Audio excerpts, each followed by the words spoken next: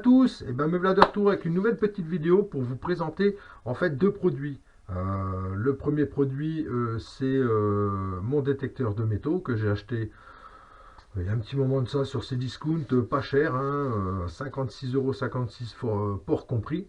Donc comme quoi il n'y a pas besoin de se ruiner justement pour détecter du métal. Pardon, ça c'est un postillon qui est parti. Justement, cette vidéo est tournée avec une mini caméra de chez Maxter que j'ai acheté chez Action.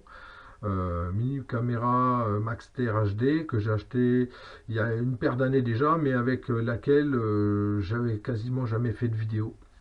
Donc cette vidéo est tournée avec. Donc cette caméra, c'est celle-ci. Voilà la caméra, la petite caméra Maxter HD, achetée chez Action, une paire d'années. Ces petites touches avec ce petit trou pour le micro, vous voyez. Voilà, elle filme là. Vous avez de l'autre côté la carte SD, la micro carte SD, plus son cordon, sa prise d'alimentation, et la batterie se retrouve dessous. Voilà, donc c'est avec cette petite caméra toute simple que je fais la vidéo. Allez, je vous reprends tout de suite. Voilà. Donc on a vu la petite caméra qui est sympathique comme tout, facile d'utilisation. Ma foi, vous me direz ce que vous pensez de la qualité de cette vidéo. Je vous présente tout de suite mon détecteur de métaux. Et voici mon détecteur de métaux. Bon, la belle bleue derrière, on la connaît. J'ai pas besoin de la présenter. Donc ce détecteur, super pas cher, me sert pas mal. Et je vous montrerai les échantillons de ce que j'ai pu retirer autour de chez moi. Parce que j'ai dépollué autour de ma maison. Donc, on va regarder ça tout de suite de plus près, sa composition. Alors, on va commencer par mettre une belle poignée en mousse, voilà, et un maintien au niveau du bras, d'accord, avec une petite mousse. Là, on a le cadran, que je vais détailler après. Ici, le logement pour y mettre 6 piles d'1,5 V, donc il marche à pile. Les piles autonomie 25 heures, hein, donc il y a de quoi faire au moins 3 jours de 3 jours de détection d'affilée. Franchement, c'est super bien. Ensuite, il est télescopique. Cette partie avec la bague là rentre dans son corps de façon à ajuster sa longueur par rapport à votre taille, la taille de votre bras, d'accord. L'assiette au bout là, elle est réglable en positionnement ici grâce à ces petites molettes là, hein. Donc comme ça on peut l'ajuster par rapport à la surface du terrain. Donc voilà, il est super léger, je ne peux pas vous dire le poids exact, mais franchement c'est super pas lourd. Alors maintenant on va passer à ses fonctionnalités. Alors hop, voilà, on fera mieux comme ça. Ses fonctionnalités. Alors là on a un cadran avec des touches et ici la légende. Et alors, on a ici Iron, Al, Gold, Silver. Donc, on a tout ce qui est monnaie, or, aluminium et métal. D'accord? Alors, je vais le mettre en route, car il est rétro-éclairé. Ah, et j'oubliais, vous voyez là, il y a une prise jack pour pouvoir y mettre un casque. Mais bon, moi, je n'utilise pas de casque avec. Alors, qu'est-ce qu'on y voit sur cet écran? Cet écran, déjà, on y voit le type MD 3010-2, d'accord? Vous tapez MD 3010-2, vous allez trouver tout de suite les revendeurs de ce produit. Donc ici, on a quoi? La sensibilité de détection. Ici, on a le niveau de batterie, hein, c'est des piles, 6 piles de 1,5 V hein, qui sont logées là. Moi, je prends des piles rechargeables. Le niveau sonore, vous avez dû entendre un bip quand il s'est mis en route, et naturellement quand il détecte. Et ça, c'est la profondeur apparemment de détection. Mais bon, je fais pas trop confiance. Donc, par rapport aux légendes au-dessus, on a des carrés qui correspondent. Le carré pour le métal, le carré pour l'aluminium, le carré pour de la monnaie, le carré pour de l'or, et les 3 autres carrés pour les autres monnaies. Bon, pour moi, ça, c'est un peu accessoire. Ici, on a une touche 7. Ici, une touche mode. Ici, une touche entrée. Là, la marche arrêt. Ici, on a 2 touches montée et descente pour pouvoir naviguer, hein, je vais vous expliquer, et ici une touche ciblage. Donc je veux changer la sensibilité, j'appuie sur le 7, vous voyez que ça clignote, et à l'aide des touches, justement ici des flèches montantes ou descendantes, et ben je vais régler la sensibilité. Vous voyez que là je l'ai mis au plus sensible et je redescends là pour changer la sensibilité.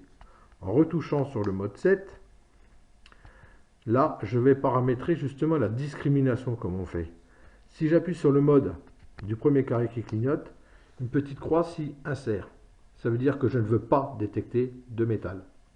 Et vous pouvez, à l'aide des touches, monter, descendre, là, c'est pour changer de carré et faire votre discrimination. Donc, en l'occurrence, moi, je vais le laisser comme il était. Je laisse la détection de tout. On est d'accord? Donc, pour enregistrer ces paramètres, il y a juste à appuyer sur Entrée. Voilà, là, tout est enregistré. On est d'accord? Donc, cette touche-là, la touche PP, rouge, quand on a détecté quelque chose, elle va nous aider à cibler. Donc là, sur ma chape, il y a du métal. Je vais chercher le métal. Voilà. Voilà, on voit que je cherche du métal. Et si je veux le cibler, je vais appuyer sur la touche rouge, qui met toutes les flèches. Voilà. Je lâche. Ça m'indique que le métal est ici. Précisément. Voilà. Donc je vais l'éteindre. Je vous remontre encore une fois ce petit détecteur de métaux qui marche très bien. Et je vais vous montrer un échantillon de ce que j'ai pu ramasser autour de chez moi. Alors voici un échantillon de ce que j'ai pu trouver autour de chez moi. Vous voyez, bon voilà, je suis sur mon établi. Hein. Des clous, en veux-tu, en voilà. J'en ai trouvé plein. Même des clous de tôle de rive de zinc gris, hein, au niveau de la toiture. Un petit morceau de tôle.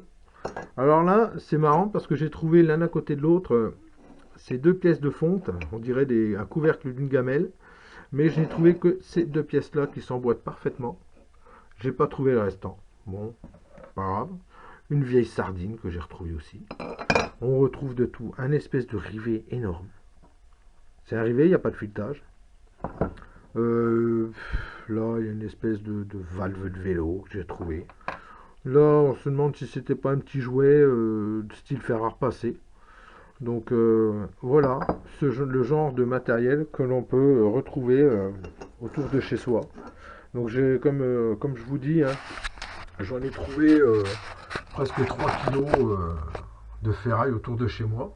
Et on a trouvé aussi des cartouches, des douilles de cartouches aussi, des éclats d'obus, des choses comme ça. Bon, dans la nature, hein, dans les sous-bois ou dans les champs. Donc, comme quoi ce détecteur de métaux fonctionne très très bien. Il n'est pas d'une précision extrême par rapport à des détecteurs qui coûteraient des centaines d'euros.